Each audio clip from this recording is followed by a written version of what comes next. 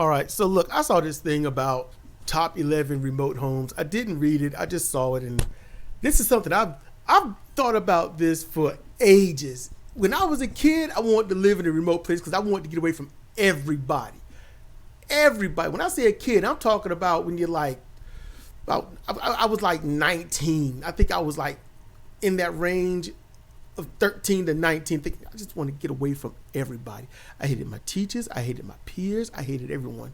And I didn't hate anyone because I felt like they were less than me. No, I got tired of getting picked on, ostracized, and everything. It's get away from me, leave us alone, don't be near us. And then all of a sudden someone's like, everybody's got to be in the group. Well, why are you over there, man? So I'm like, you know what? I just hate y'all. But I just want to get away. When I grow up, I'm going to be by myself. Like, absolutely. Then something happened. And what happened was I had some things happen. You know, certain illnesses started taking place. And I had a separated shoulder, maybe a cracked rib or two. I got stabbed by a bleacher. I impaled myself on a bleacher. Broken leg, hyperextended leg a couple of times. Damaged hip, severely sprained ankle where the doctor said, it'd be better if you broke it. Things like that happen in a short amount of time.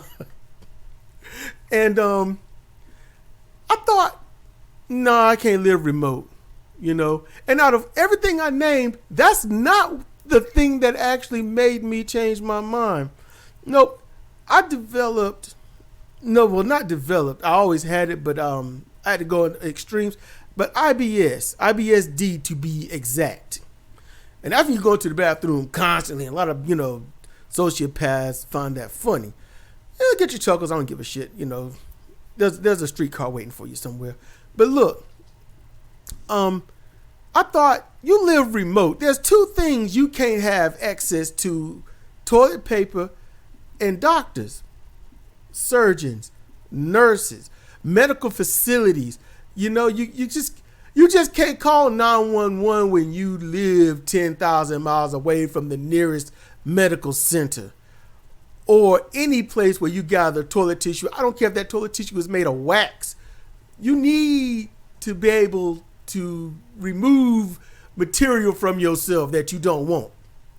So I'm just saying, you want to live remote. That's suicide. That's a death sentence. When you get bit by something and you poison, you all been envenomated, and you just laying there, just wishing you can't use your cell phone because you probably got no service. You probably got a landline, but the hospital, they're gonna tell you as soon as you go 911. Okay, 911. What's your emergency? I've been envenomated. Okay, where do you live? Well, it's grass, trees. I think there's a lake nearby. What's your address? I'm vertical, probably about 10 miles above sea level. What is your address? You finally give them your address, and they be like, "Oh, we ain't gonna make it in time," and they hang up on you. They can't be at fault for that. It's gonna take them 6 hours to get to you. Now a helicopter might get you in 3, but you could be dead in 1. You've been envenomated. You're done. You fall and you got a compound fracture. They can tell you how to treat it, but you got to wait a day. You're fortunate at that point. I'm just saying, living remote is not bright. And you got people that live remote on mountain ledges. All right? It looks like a continental shelf. If the landslide happens, you are sliding with the land. It's over.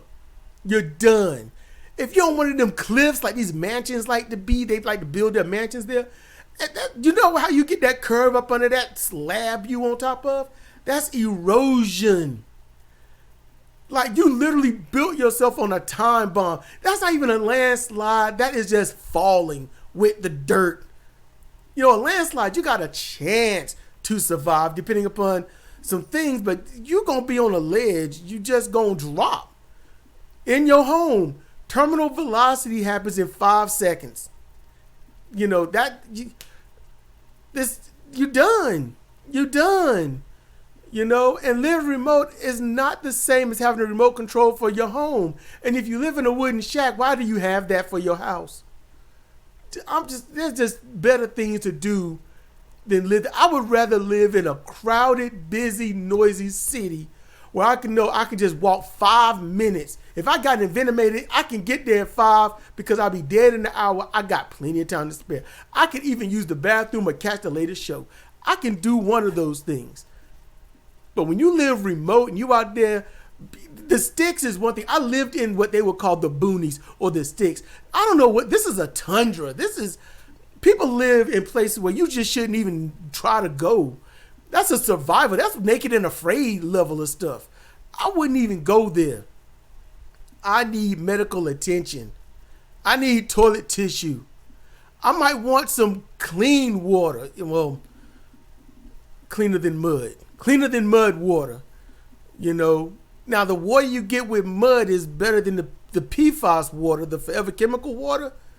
It is, but you're going to die. That's diarrhea and other little pathogens in there. You are screwed. Yeah, I mean, it's a nice scenery. It's probably beautiful, clean air and everything. But, you know, it's inevitable. You ain't going to make it. You know, the picture I got is the best one I found on public domain. There was another one on public domain, but I was like, no, that picture, that's where you go. Somebody's going to kill you. You're going to die. You're going to die. Somebody's going to find you, and it's going to be one of them. It's a cabin in the woods. See? You ain't going to make it. At least this cabin right here is out in the open. So if somebody was trying to kill you, you can just run down to the water down there, and water's going to head towards life. So you got a thing. You got a possibility. You know, you got terrain up there where the clouds are. You could hide somewhere. I don't know.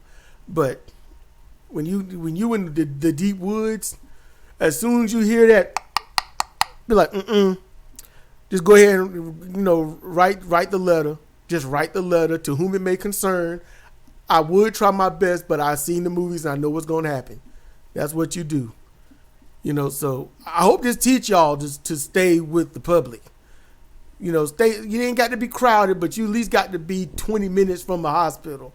You get ventilated, you need that hospital. You run out of toilet tissue, you need to get to the stove. You know, you might want a beverage of some kind, you know, other than mud water. Just go. It's fine. You know, don't live remote. Don't do that. You visit remote. You don't live it. And if you do, make sure you are there with someone competent. Make sure you go remote visiting with someone competent. All right? Because you don't want the idiot to get you killed. So if you did, thank you for listening.